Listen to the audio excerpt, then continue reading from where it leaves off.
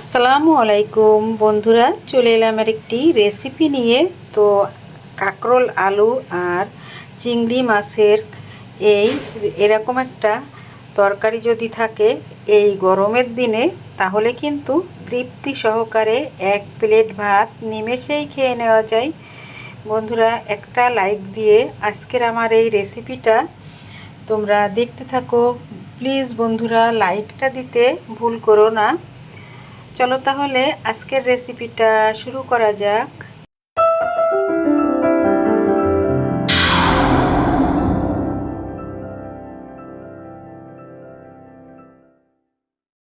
বন্ধুরা, কাঁকরোল আর চিংড়ি মাছ রান্না করার জন্য এখানে আমি নিলাম 4টা কাঁকরোল, কেটে ধুয়ে নিছি। কাঁঠালের দানা নিলাম আর 2টা আলু কেটে ধুয়ে সব রেডি করে নিলাম। এখানে দেখো কাঁচামরিচ, চিংড়ি মাছ, পেঁয়াজ, রসুন, জিরা, রসুন, আর এখানে সামান্য একটু আদা বাটা আছে। চলো তাহলে বন্ধুরা রান্নাটা শুরু করা যাক। বন্ধুরা, কাঁকরোল চিংড়ি মাছ রান্না করার জন্য আমি চুলায় কড়াই চাপিয়ে দিলাম। এখন চুলাটা আমি অন করে দিচ্ছি। তো চুলাটা অন করে দিলাম। এখন কড়াইটা গরম হলে আমি তেল দিয়ে দেব। বন্ধুরা, এখন কড়াইটা গরম হয়ে গেছে, তেল দিয়ে দিচ্ছি। পরিমাণ মতো তেল দিয়ে দিলাম। আর এখন এই তেলের ভিতরে দিয়ে দেব পরিমাণ মতো পেঁয়াজ কুচি। এই পেঁয়াজটা ফ্রিজে ফ্রোজেন করা ছিল। এখন পেঁয়াজটাকে সুন্দর করে একটু ভেজে নেব। বন্ধুরা দেখো, পেঁয়াজগুলিকে একটু ভেজে নেব, একটু বাদামি করে ভেজে নেব। সঙ্গে থাকো আর প্লিজ একটা লাইক দিয়ে ভিডিওটা দেখতে থাকো। দেখো বন্ধুরা, আমার পেঁয়াজ ভাজাটা হয়ে গেছে, এর চেয়ে বেশি আর ভাজবো না। তো এখন আমি মশলাগুলি দিয়ে দেব।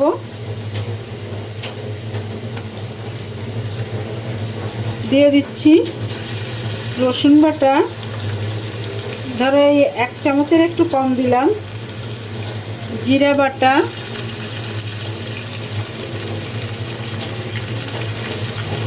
আর সামান্য একটু দিলাম আদা বাটা।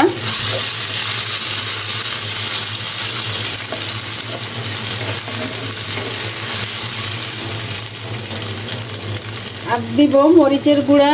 তো মরিচের গুঁড়া দেওয়ার আগে একটু পানি দেব, তা না হলে মরিচের গুঁড়াটা পুড়ে কালো হয়ে যাবে।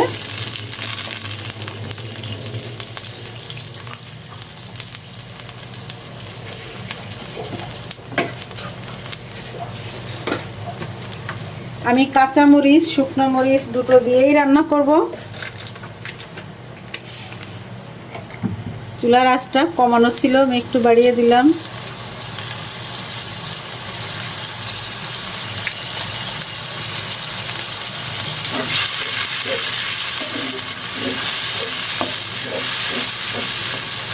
এখন এখানে আমি দিয়ে দেব লবণ আর হলুদ। আরও একটু মরিচের গুঁড়া আমি এখানে দেব।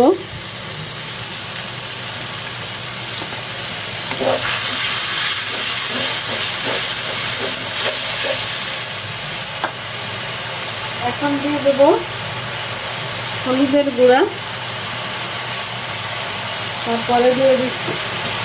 তারপরে এখন দিয়ে দিচ্ছি লবণ।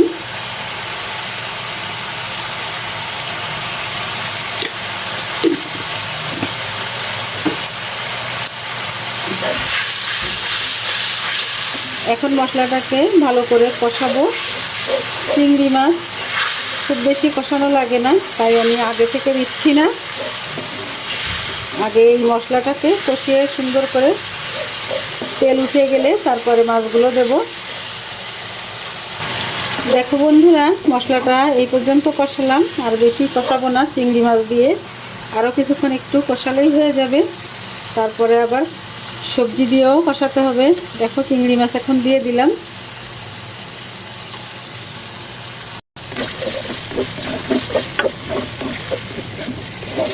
এটা হচ্ছে চাকা চিংড়ি।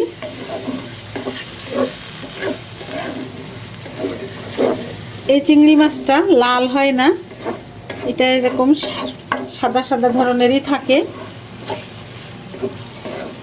যে হরিণা বাগদা যেরকম লাল হয়ে যায়, তো সেরকম লাল হয় না।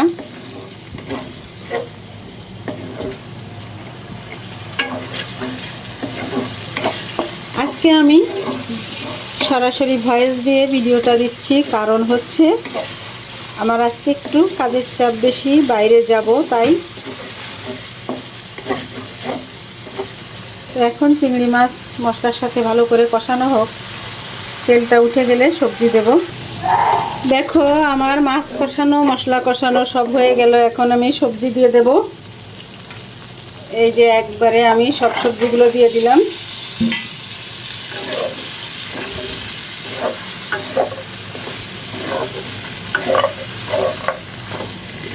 কাঁকরোল, আলু, কাঁঠালের দানা। তো এখন আমি আরেকটু পানি দেব সামান্য। পানিটা দিয়ে ঢাকা দিয়ে সবজিটাকে একটু কষাবো।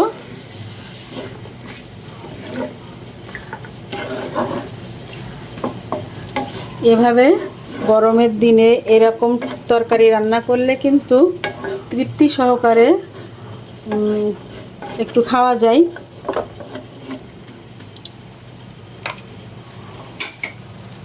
এখন হচ্ছে ঢাকা দিয়ে দেব। তো ঢাকাটা দিয়ে দিলাম, অফ ক্যামেরাতে সিদ্ধটা হোক। আবার একটু নেড়ে দেব।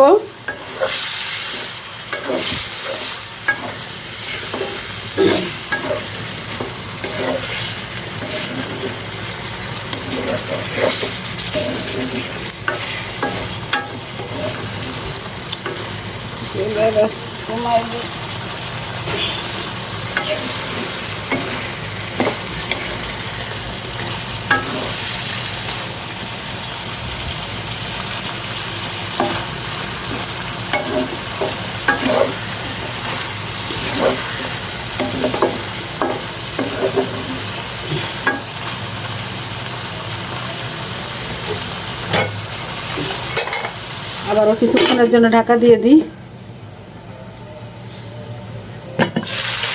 বন্ধুরা সবজিটা কষানো হয়ে গেল, এখন ঝোলের জন্য পানি দিয়ে দেব।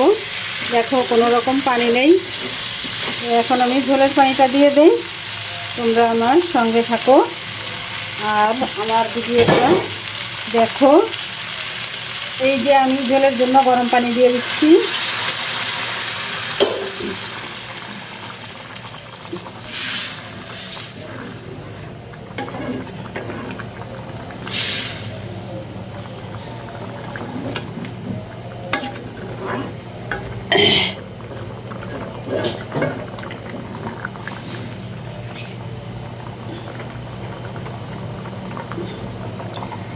আরও কিছুটা পানি দেব। এই তরকারিটা আমি একটু ঝোল রেখে রান্না করব।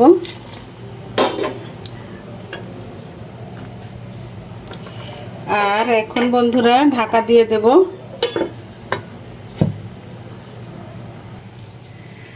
বন্ধুরা এই যে দেখো তরকারিটা কিন্তু প্রায় হয়ে গেছে। আর এই যে কাঁচামরিচগুলো আমি দিয়ে দিলাম। আর দেখি কাঁঠালের দানাগুলো সিদ্ধ হলো কিনা। আর কিছুক্ষণ জাল হলেই সিদ্ধ হয়ে যাবে। তো আরও কিছুক্ষণ আমি একটু ঢাকা দিয়ে জাল করে নেই।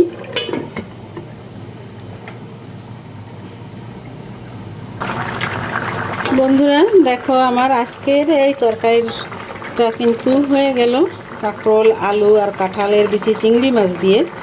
এখন আমি চুলাটা বন্ধ করে দিচ্ছি আর অন্য একটি পাত্রে তুলে নিয়ে তোমাদেরকে ফাইনাল দেখাচ্ছি।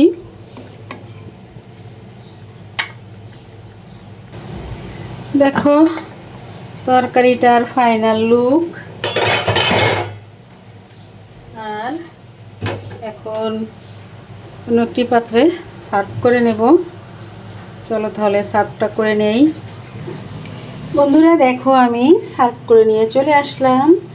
তো আজকের এই রেসিপিটা তোমাদের কাছে কেমন লাগলো অবশ্যই কমেন্টের মাধ্যমে জানাবে। আর যদি আমার আজকের এই ভিডিওতে নতুন কোনো বন্ধু হয়ে থাকো তাহলে সাবস্ক্রাইব করে আমার চ্যানেলের পাশেই থেকে যেও। বন্ধুরা আজকের মতো এখানেই বিদায় নিচ্ছি, চলে আসবো আবারও কোনো একটি ব্লগ ভিডিও বা রেসিপির সঙ্গে। সবাই সুস্থ থেকো, ভালো থেকো, আল্লাহ হাফেজ, আসসালামু আলাইকুম।